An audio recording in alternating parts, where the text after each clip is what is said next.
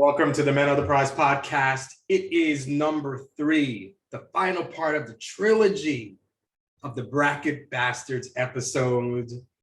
Quentin Vande Stroet. Is that right? That is actually very close. That's closer than a lot of people actually get. I'm not going to lie. I mess up? Yeah. I'm not really sure if it was like a kind of an accent maybe, but like it's Vande Stroet. Oh, it really is Van. Okay, I thought you kind of emphasized that on purpose when you announced it, but it's Vande Stroet. Okay. Yeah. I like that. That's a cool name. I like that. It's a Dutch name, Dutch last name. Okay. Yeah, you have to be an important man with a name like that. It's not Smith or something. It means something. It's not Smith or something. Exactly. It's big. I like it. So, first of all, thank you for giving me some of your time and talking with me. I think this will be fun. The way I start this pod with everybody who I've done it with is this. I am an expert in one thing, and that is being me. Being the kind of man I want to be, and I'm good at that. What this is an attempt for men to have conversations about struggles, life, ups, downs, ins, outs, just being able to release without any fear of reprisal, judgment, anything like that. Hopefully, hearing these conversations will lead for our listeners to feel comfortable to do the same. And sometimes it may strum up something in your spirit that you didn't know was there. And if it leads to you needing to talk to somebody, find somebody to talk to. Friend, mentor, family member, a professional, somebody who's trained to do this. I can't diagnose. I can't help you. What I can do is just do this podcast with men and just show you that it's okay to have a tough day, to be emotional about anything, to struggle about anything. It's your job to take care of your mental health and find somebody to help you. So I hope all these talks help you lead to better mental health for yourself. But if you need help, don't be afraid to find somebody. All right, nothing to be ashamed of. And with that, Hugh, you ready to go? Let's run it. All right. So I start with this. I have a bio that everybody's already heard, but I always like to just throw it at you. If you could give me a 20-second quick bio about you, could you give me about one? Myself? Just about. Yeah. Go for it. All right. Well, my name is Quentin Vande Stroet. I am 31 years old. I have a wife and 2 kids, which I love with every bit of my heart, every ounce of me. I would do anything for my family, most definitely. I'm a Raiders fan. Love Las Vegas Raiders. Let's go. Football is about the only sport I really watch. When I was younger, I definitely played football. I was a starting middle linebacker. I was varsity wrestling team. And I lived in Oskaloosa, Iowa. I was born in Santa Rosa, California, though. So I lived there for about 7 years. Okay. All right. Good start. Okay. So what we're doing is this. I kind of put together this mantra that I like. The word is prize. So I took the word and each of the letters represent something. 4 of them represent, I think, good characteristics or discussions about what it takes to be a good man. The last letter in the mantra for me, I, represents you after we talk about the first 4. So that's what this conversation really is. So we're going to start with the first letter. That is P, and the word is purpose, reason for which something is done or created or for which something exists. So Q, what is your purpose? Ooh, what is my purpose? See, now, like, the thing with that is, like, I've always kind of felt like I was made for more than just, working in, an everyday job like in a factory or, something like that. I've always felt like my purpose was to do more than that. However, with, me having a family and kids and stuff like that, it'd be hard to pursue like my actual like thing that I feel like my purpose would be, and which would be to like, bring, joy or entertainment to, a wide variety of people, like such as like being like an actor per se. Right. I feel like I'm very good at acting. I can, I feel like I'm really good at it. I've been told I'm really, really good at it, by multiple people, people that don't even know me. So, I mean, it's just kind of, it is what it is. But without me pursuing that, I feel like my purpose is just to, be here for my wife and my kids and make sure that they grow up. Um, they grow up doing the right things, making, right decisions or good decisions, and keeping them off of a, wrong path, I suppose. Okay. Don't let them make the mistakes I did, I Right. guess. No doubt. Being a good parent is making sure our kids end up being better than us, I think. So Yeah. I definitely agree with you that. Did you ever do any acting in school? Were you part of the drama club? Did you do our town? Did you do anything? No, the only thing I did, like acting wise, was there was this class that it was called like peer helping or people helping. Okay. I don't remember exactly which one it was in, but for this class, you can't just apply, like you can't just like want to get in it and then get into it. For this class, you have to like you get like a form basically from the teacher of like the class, and then you have to go around to three other teachers, and they have to give you a good, like, basically like a good statement stating, yes, they deserve to be in this class because they are a good person, blah blah blah, like they're highly looked up to, stuff like that. And I mean, so I think that's kind of cool. Not everybody, not just anybody can be into the class because we're trying to actually like help people. We go through suicides, we go through helping people through losses and just everything like that. I do remember my senior year, for the class, we did a mock car wreck. Okay. Basically, it was a thing over drunk driving. Okay. Like why you don't drink and drive type thing, and it was with our you know uh, our fellow classmates and stuff like that. And I was actually told by several people that I was one of the, like, so basically did it in two different groups because the class was so big. And in the one group that I was in, I was told that I was definitely one of the best actors. I sold it the most. I mean, like, I actually was able to like cry, like real tears, like I was dramatic, but not like overly dramatic. But like I sold it as if like I was actually in that accident, Okay. and killed some of my friends and stuff like that because I was in the car that was people, that were drinking and driving. Okay. You know what I mean? So like that's about the only like real acting I've done, more or less. But like I said, I've never actually like tried to pursue it, uh, basically due to me being, a father of, two, and having a wife and stuff like that. I don't know how that would impact their lives, and I don't want to be away from them to do stuff like that. Okay. Well, that's Even though it might be like a dream of mine, but my dream's also here with them. So, I mean, and that's a little more important, I feel. that's good. That's good. Um, I'm gonna ask you a question kind of off of what you just said. Yeah. So you got two kids, Yep. boy, girl, two girls, two boys. What do you got? I got one boy, one girl. Okay. Let's say your daughter Okay. told you that she wanted to be an actor. Does she want to be an actress? Yeah, she wanted to be an Uh, actress. What's your advice? How do you get her uh, to follow her dream? What would you say to her? what would I say to her to follow her dream? I'd tell her not to do what I did. Like, don't just kind of push it off and be like, it'll never happen, because you never actually know until you try.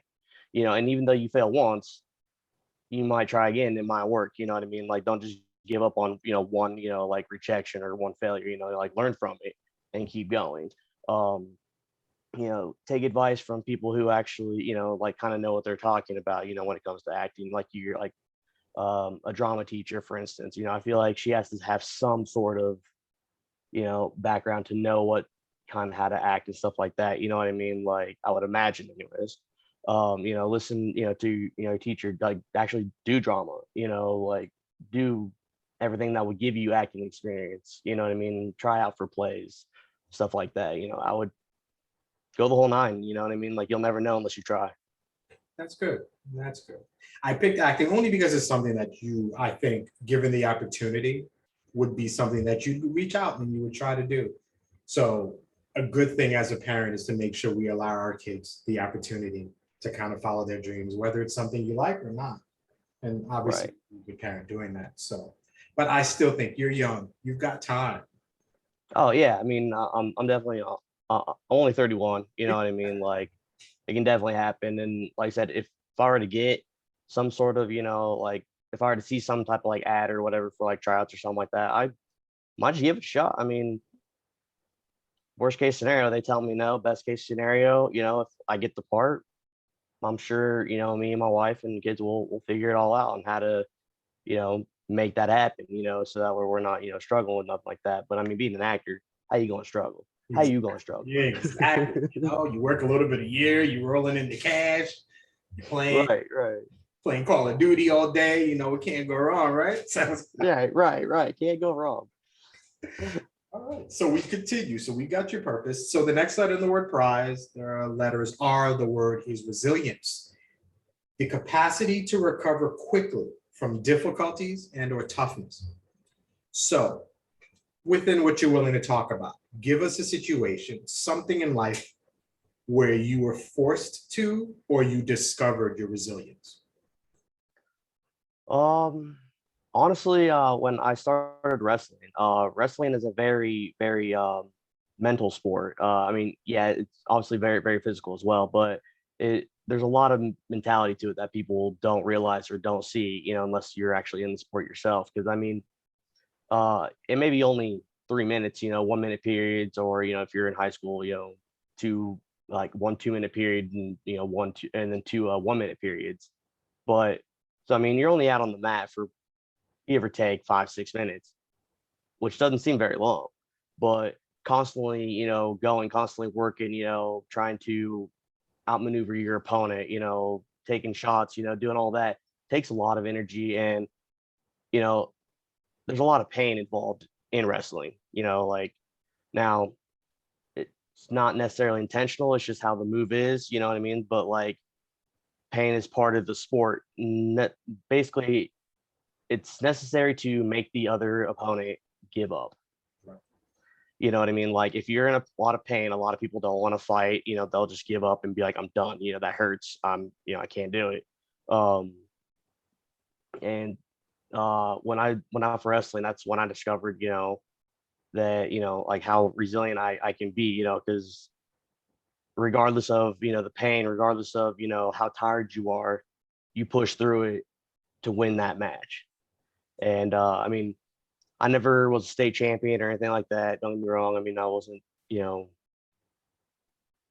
I wasn't, an all-star, I guess. I mean, even though that's what my wrestling thing is, but I mean, the reason why that's my email is just because, well, I made the all-star team. But beside the point, I wasn't no state champion. I wasn't even a state qualifier any of the years. I mean, I was a varsity wrestler from 10th to 12th, and that's because my my freshman year, I was underneath my cousin, who is a 3-time state champion. He's been doing wrestling since he could walk. I'm not beating him for a varsity spot. So, I mean, yeah, I was under him my first year in high school. But after that, I was basically took, his weight class and went the rest of the way with it. Um, but yeah, no, you have to be resilient if you're going to be a wrestler or honestly play any sport, really. I mean, times are going to get tough in life, in sports, and you just got to find a way to push through it and turn it around. Do what you can. I wanted to wrestle, and I went to one practice and realized immediately that I was not that guy because those workouts were insane. And I'm like, I'm not, I know my limits. I can't do it. I'm like, I respect you guys. No, I'm not that guy. They never saw me again. I'm not doing it. Yeah. I We used to do stair laps. Yeah. Sorry, man. I didn't mean to interrupt you. No, stop. We used to do stair laps, like, and by the stair laps, I mean like buddy carry stair laps. Coach always thought it'd be funny to stick me with the heavyweight. So that mean, are you just carrying somebody going up and downstairs? Is that essentially what you're doing? Yeah. In our gym, we had like, so we had the wrestling room, and then like right outside the wrestling room to the left, there was like 2 flights of stairs that we'd go up for like the upper balcony for the bleachers. Then we had to run across that, go back down the other side, and then just kind of do a loop. And it was usually like 10 to 20 laps. And yeah, I have, a 240-pound dude on my back, and I'm weighing like 160, 170. You are a better man than me. Oh my God. So I hated it. I hated it. He loved it though, because I was like him, for him, when I jumped on his back, he's just like, yeah, no problem. I'm just like, trying to get up the stairs, like, damn, dog. that's great. Well, see, obviously with wrestling, it's physically taxing. It's serious. Can you think of the mental strength that you gain from doing wrestling? If there was anything in life, that strength that you used after you finished Um, moved on, how did that mentally help you dealing with life after you moved on? well, during wrestling, I kind of developed the mentality to, regardless of how tired you get or how much pain you're in, you keep going, you keep pushing. And every time things kind of, get rough and I feel like giving up, I think of that, mentality that, I, have had and I've gained, and it keeps me going actually. It's just like, you've been a wrestler, you've been through this, like you've been more tired, you've been in way more pain. You wanted to give up way worse. Keep going. Like it's not that bad. Things will always get better eventually. That's good. That's a good positive way of looking at things. Yeah. So have you had the opportunity to kind of pass on that kind of mentality to your kids? Are they still too young for them to really appreciate that? Say not yet. I wouldn't say. I mean, my son, he's the youngest of the two, and he already shows an unrealistic amount of resilience. Like he just doesn't quit. Like you could take something away from him, so he's not climbing on something. He'll find something different to stand on, and go get it. He just does not give up for anything. Um, I think my daughter is starting to kind of get that, especially now that she's in, some sports like soccer, for instance. She plays soccer now and stuff like that. And I try to pass that on to her, not in a strict like get your ass back out there type of way, but in a more motivation, type of way, obviously, because well, just yelling at her is not going to make her want to play. And I mean, I don't want to take the joy out of her sport by any means. That's good to hear. All right, so you covered resilience. We're going to skip the I. We'll save that to the end. But the next letter is Z. The word is zeal, and that is defined as enthusiastic devotion. So, what are you enthusiastically devoted to? Uh, my family. I mean, um, like I said, I wouldn't do anything to you know, really lose them, and if it came down to, me, picking something over my family, it's not happening. My family always comes first in every regard. Um that, I'm also a devoted Raiders fan, gotta put that out there for sure. And so is my daughter actually, which is great. Like every football season, that's what we do on Sundays or Monday nights or Thursday nights. We sit down and we watch the Raiders game. So that's kind of a nice little bonding thing her and I have. And my son seems to be showing interest in football too. Every time it's on TV, he's always, glued to the television and whatnot. So uh, that always kind of makes me proud too, as a father. Hopefully my son will play football. That'd be great. Um, but yeah, I mean, other than that, I'm not really, I wouldn't say devoted to my job, but I still go every day knowing that, I got to bring home a paycheck, otherwise, what we had wouldn't work. You know what I mean? Like I don't make the most by any means, but my paycheck still helps. So I guess I'm devoted to going to my job to get a paycheck, but I'm not devoted to my job necessarily. It's a difference. I understand that. Right. As of recording today, you just got a really good quarterback in your division with this I did. Russell Simmons. It was Russell Wilson. So it's going to be real interesting what's going on. What do you think about that? Completely off the point. Um, I'm not really sure. I mean, like I said, I don't think Carr's done too bad of a job. I mean, he hasn't had players really around him to do anything with. The year that they did, he ended up, I think, breaking his leg first round of like Right. playoffs or right before the playoffs, something like that. Um, and then for some reason, the coach just released all the good players that he had, like Amari Cooper, like that was the main receiver gone. Um, the defensive player, I can't remember his name now off the top of my head. He was like the best like linebacker in the league. Yeah, I know who you're talking about. They traded him to the Bears, right? I know. Yeah, I think so. Yeah, Yeah, something like that. Yeah, yeah, traded him off, and it's just like, what are we doing? Why are we getting rid of all of our players that we have something to do with? And then it's just like, I kind of did some like searching on that. And I guess I looked up that they wanted to build a newer team right. around Derek Carr, more or less. Mhm. But I think his contract was up. I think this year, I'm pretty sure, or next year, something like that. Yeah. I'm not 100% on that, to be honest with you. I haven't really done much. I haven't done much looking in the off season, really. It'll be interesting. Free agency is coming up. I mean, you guys have like maybe the second or third best tight end in football, so you got to stud that. Oh, So yeah, most definitely, most definitely. And honestly, when he got hurt, the walk on Renfro, yeah, Hunter Renfrow. I remember picking him up on a bunch of my fantasy teams. So yeah, freaking amazing. That guy came out of nowhere and just became the new star of the team, pretty much. And yeah, I mean, do I think we kind of got screwed over in the Bengals game? Maybe. Would that have made a difference though? Possibly not. 'Cause I mean, like I said, it was first half. They right. got the touchdown that shouldn't have been a touchdown because it got blown dead. The rest blew the whistle because they thought the quarterback for the Bengals stepped out of bounds and he didn't. So they blew it dead. It should have been a redo down. Would that have made the difference? Possibly, but possibly not. You never know. You know what I mean? So it is what it is. There's always, this upcoming year. So definitely be rooting for them. It'll be fun. All right, we'll ease back in. So the last letter in the word prize is E, and the word is expectation. Expectation is a strong belief that something will happen or be the case in the future. So here's a question. What do you expect for yourself? And in particular, where do you think you will be in 1 year, in 5 years, and in 10 years?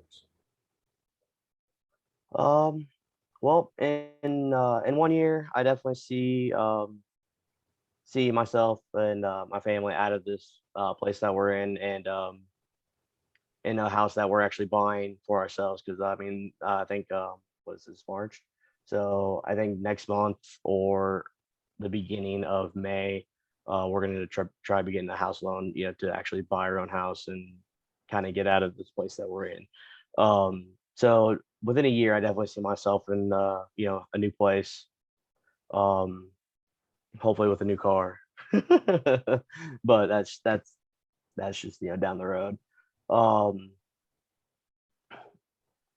in 5 years, I definitely see myself at a new job. Not because, like I said, I don't hate the one that I'm at. Like I know exactly what I'm doing, and like I mean, granted, here recently I've been kind of put over here, over there, over here, and I haven't actually been doing the job that I was hired for, unfortunately.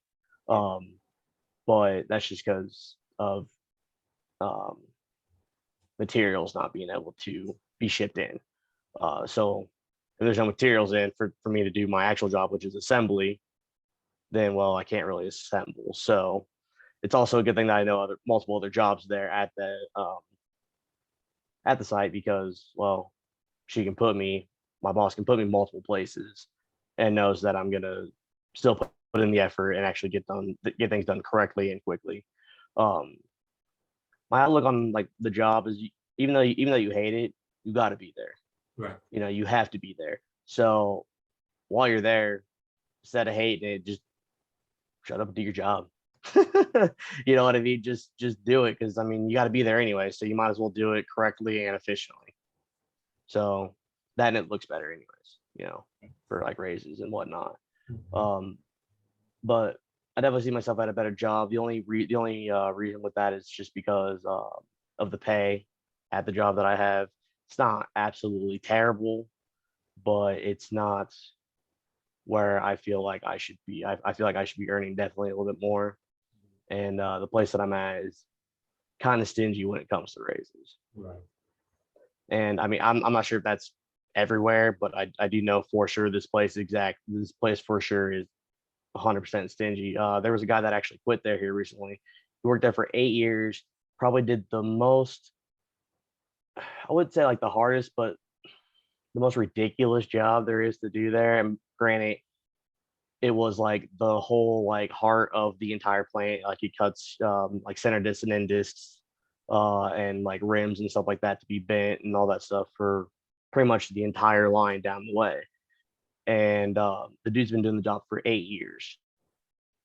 I think he wanted another like 85 cents to give him like 20 bucks an hour. And they told him basically to screw off and go find another job. That's what he wanted.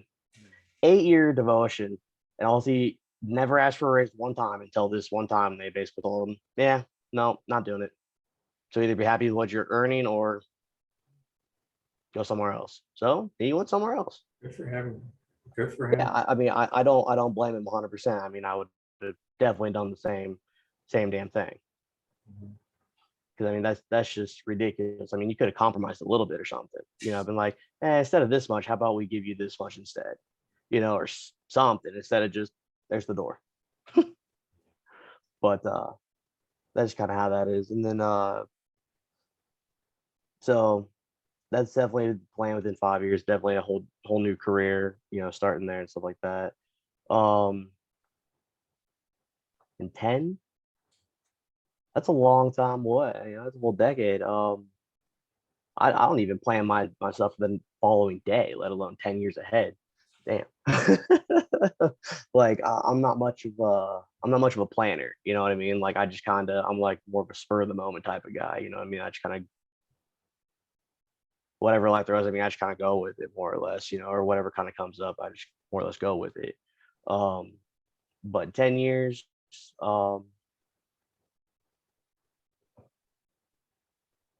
hopefully everything will kind of be settled, you know, almost like not exactly 100% debt free, but maybe mostly debt free. Still probably going to be paying on, you know, our house, obviously, because that's usually like a 20, 25 year, 30, year, loan that you're paying off. But hopefully, you know, I'll have a new car by then, it'll be paid off. And I'm not one of those guys that once I pay off something, I'm going to sell it and go buy a new one and have more payments. To me, that's why in the hell would you do that? You just wasted all this time paying off this car.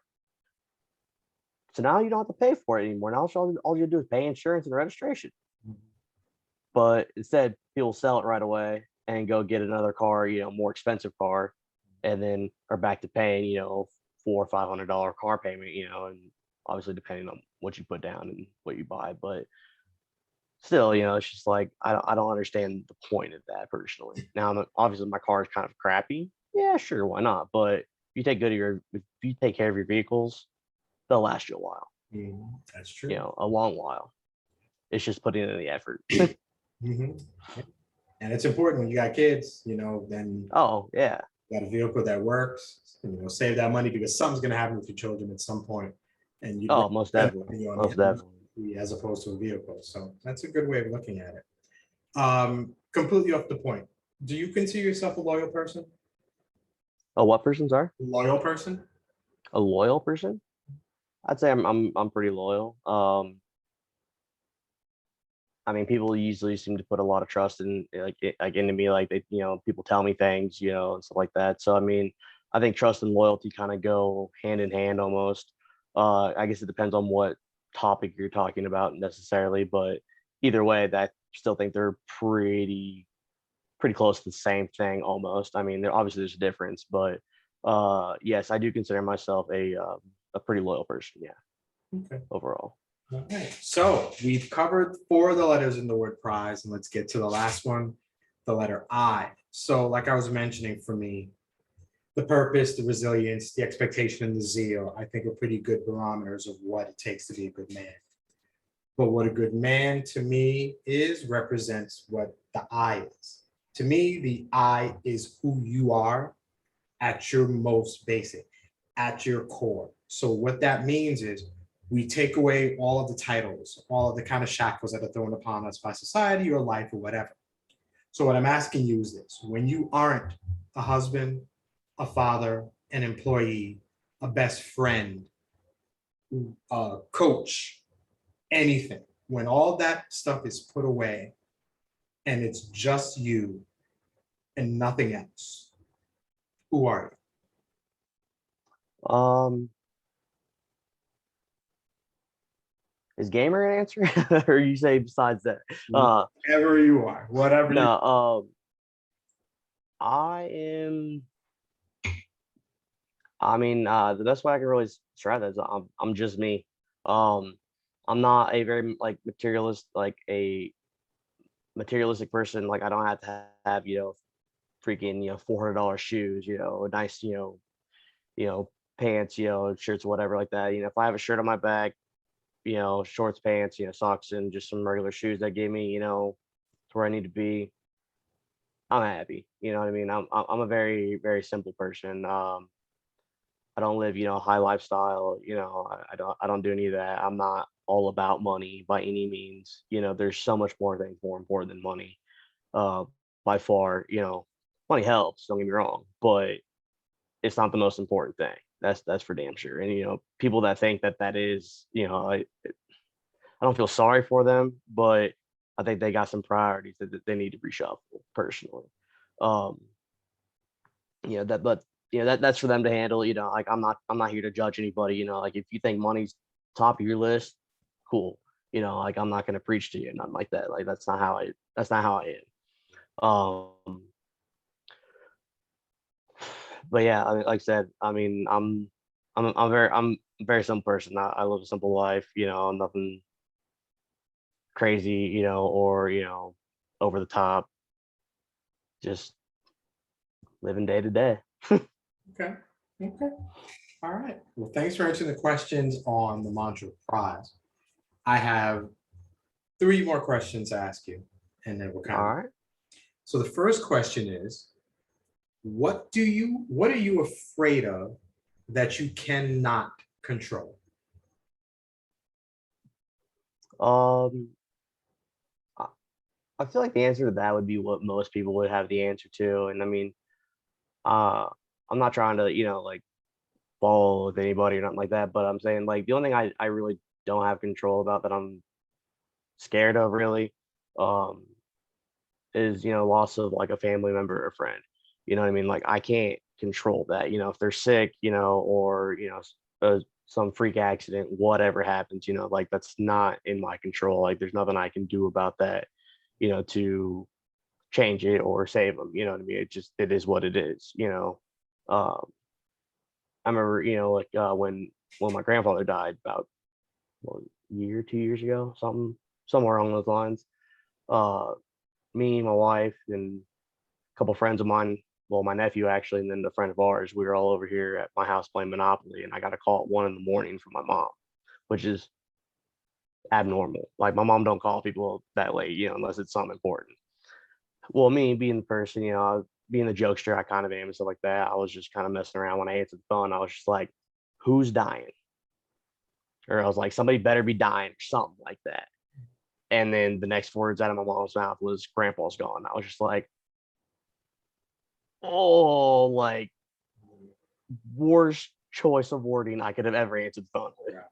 You know Right. what I mean? And I don't ever answer the phone like that. You know what I mean? Like regardless. I mean, I shouldn't anyways, regardless of situation. But it was just kind of one of those things. My mom always said, if she's calling late at night, Yeah. something's wrong. And as the older my mom has gotten, the more laid back she's kind of gotten on like, the time span on the like calling people and stuff like that. She's called me at midnight before just to ask me a question. You know what I mean? Like nothing insane. So like that's kind of what was going through my head when I saw that she was calling. So I answered the phone with like, kind of, her old style, like don't call past a certain time unless it's an emergency type thing. Just like, who's dying? Grandpa's gone. What?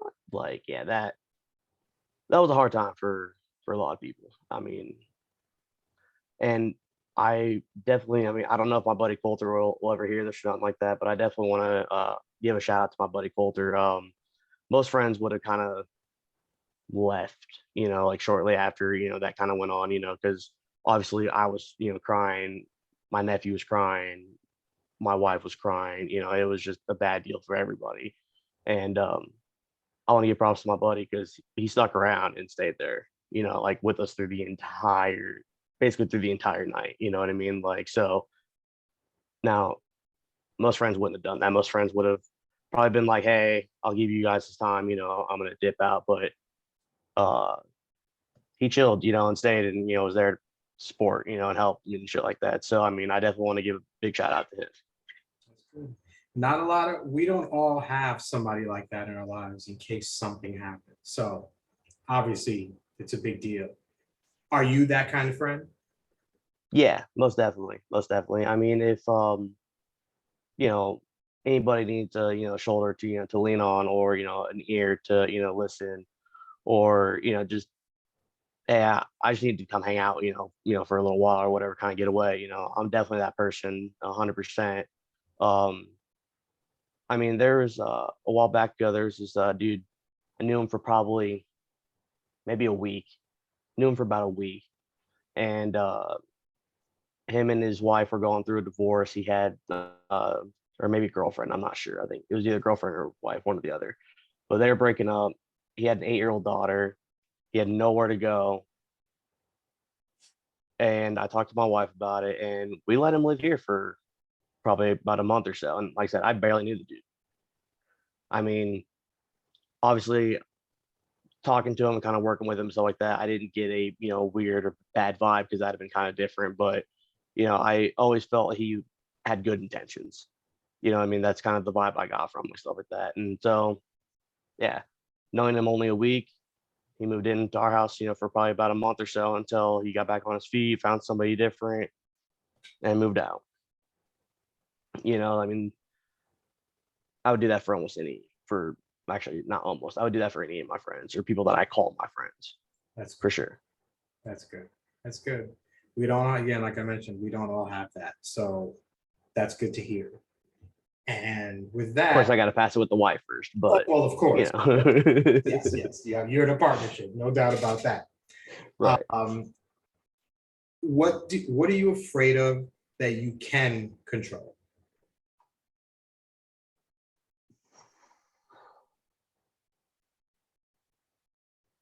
Um,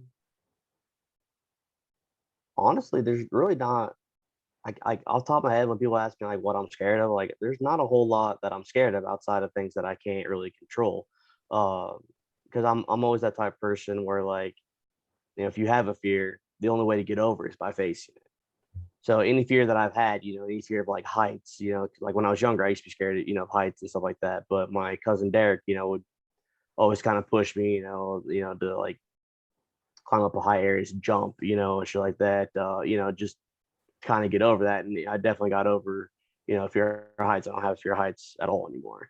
Um, I'm not claustrophobic, like I'm not scared of like really like any type of insect. Now, granted, that doesn't mean I want them crawling on my face or anything like that.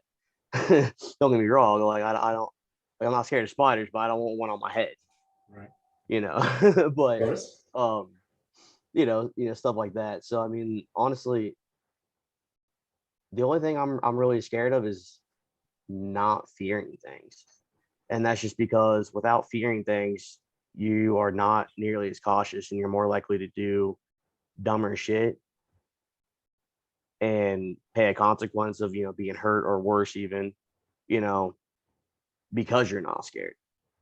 You know, being scared of stuff, you exercise caution. Not being scared of stuff, you don't exercise caution. You just do whatever because, well, you're not afraid of it. That's good. That's deep. I like that. That's a good comment. I have to really contemplate that. I applaud you. All right. So my last question, and this is something obviously that you're living with, but I would actually expound. Given the opportunity to give a boy growing up into a man advice about life, what advice would you give to a boy growing up in today's world? Um, Honestly, I mean, the only advice I can really give, a boy growing up in this kind of world is just be yourself, really. I mean, don't care so much about what everybody thinks. Because if to me, if you care about what everybody thinks, or what everybody might think, you're not gonna be able to reach full potential because oh, if, like what if I fail and everyone thinks I'm stupid or whatever? Who cares? Who cares? As long as you have support of family or some friends. Who cares what a stranger thinks? Really? I mean, I've made myself look like a fool plenty of times, but I either did it, out of accident, which happens a lot actually, but or I do it, just to make people laugh. And I don't care if there's other people around looking, watching me, being like, "The hell is that dude doing?" I don't care. Like that's just how I am. Like if I don't know you, your opinion has zero value to me. You know, Now, obviously, I care about what my wife thinks about me, or my kids think about me. I'd be devastated. Both my kids came down. I was like, "I hate you, Dad," like, and actually meant it. Instead of just out of anger. Like that would kill me. Right. You know what I mean? Like, obviously, I'm not doing my job as a father. Then I'm doing something completely wrong.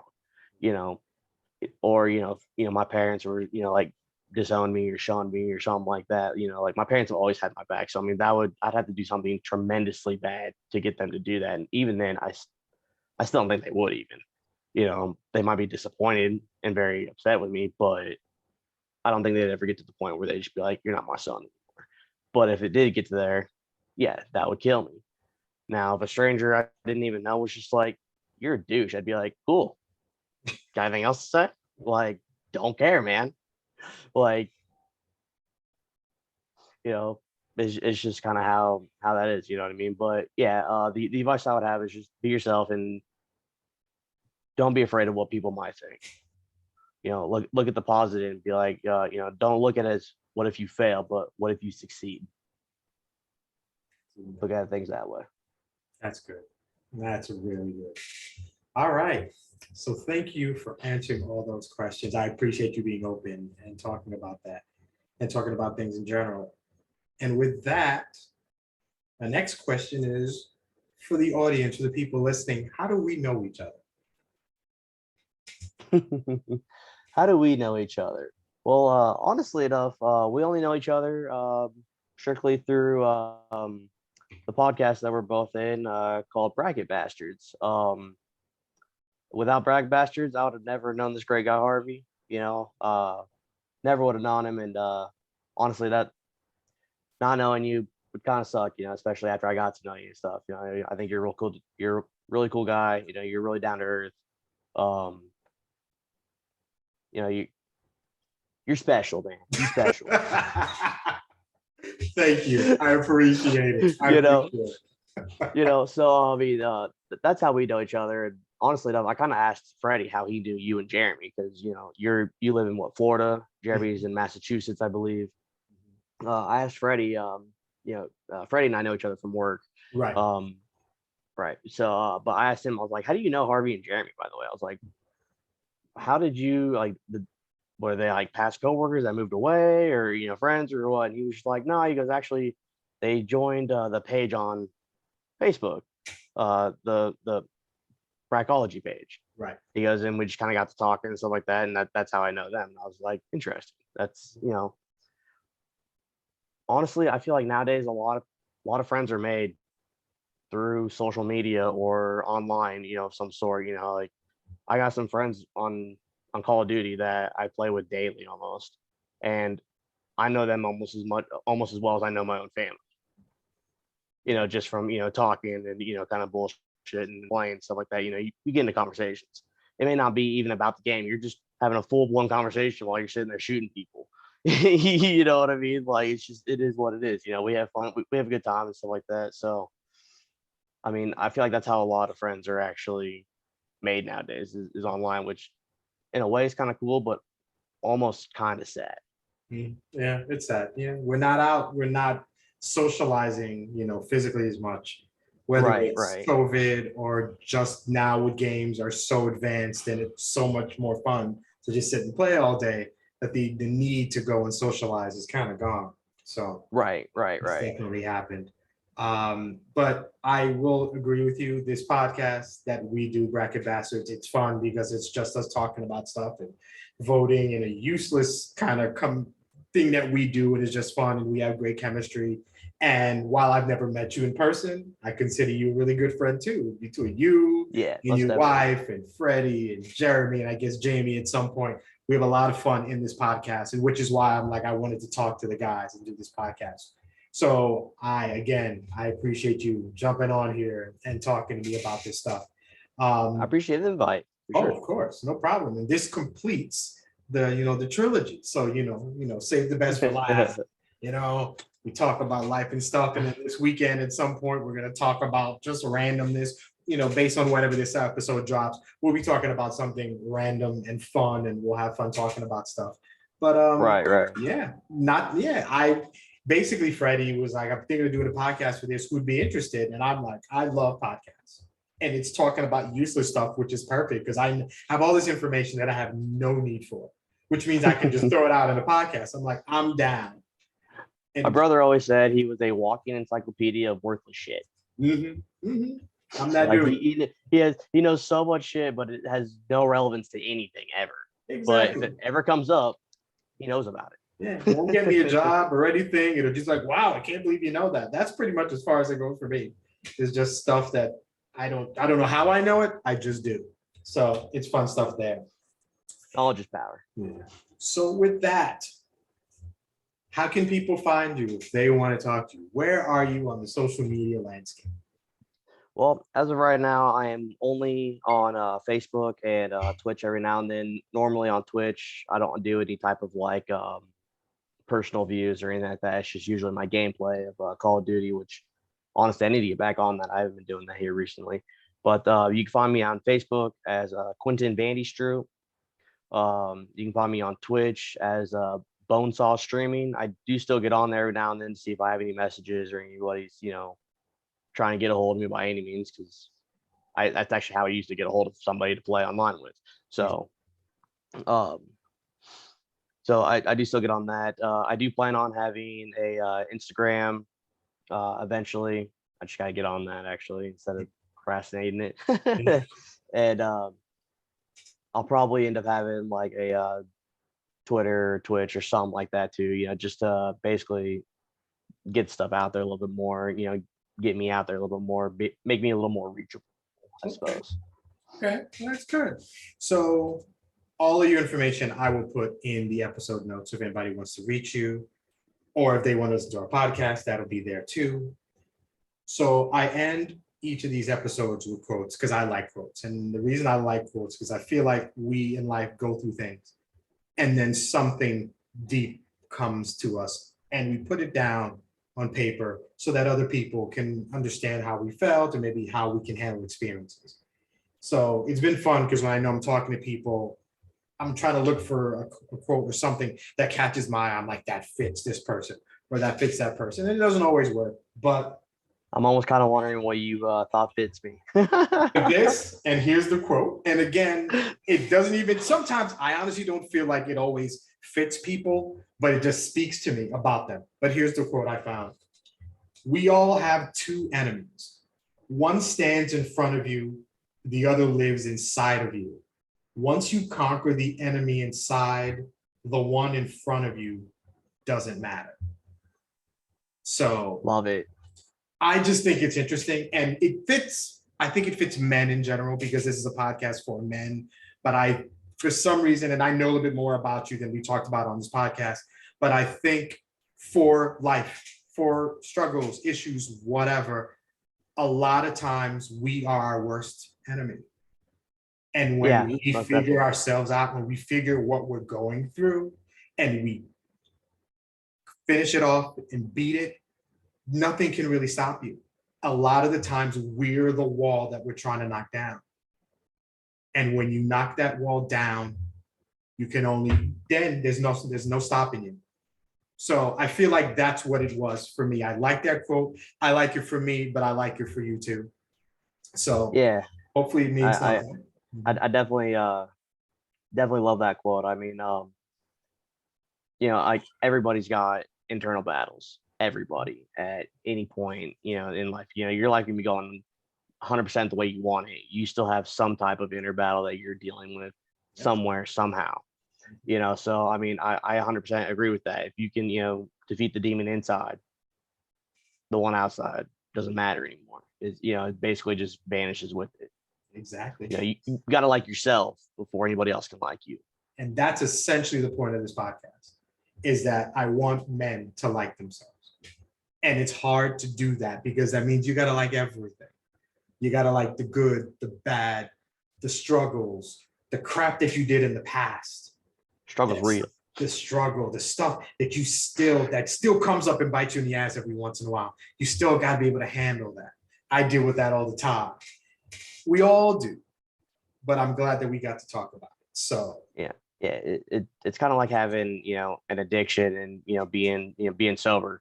You still always have that in the back of your mind, like maybe for old time's sake. Right. But it takes that that willpower, and beating that inner demon to be like, nah, I'm sober, I'm better for it, and stuff like that. I mean, now granted, sometimes it takes longer, takes people longer than other people, obviously, to Right. conquer that. But I think everybody can, personally. I mean, if you're doing something that you feel like you're not happy with necessarily, but you're kind of more or less addicted to it and you can't really get over it, you can. You Right. can. 100%. I've seen people do it. I've done it myself. It's possible. Don't give up, man. Damn right. Damn right. Thank you for joining me. I appreciate it. Thank you to the listeners at the Men of the Prize podcast. Thanks for giving me some of your time. This is the podcast where your inner monologue is revealed. I hope you enjoyed listening to me and Q chop it up. I will see you next week. Have a good one.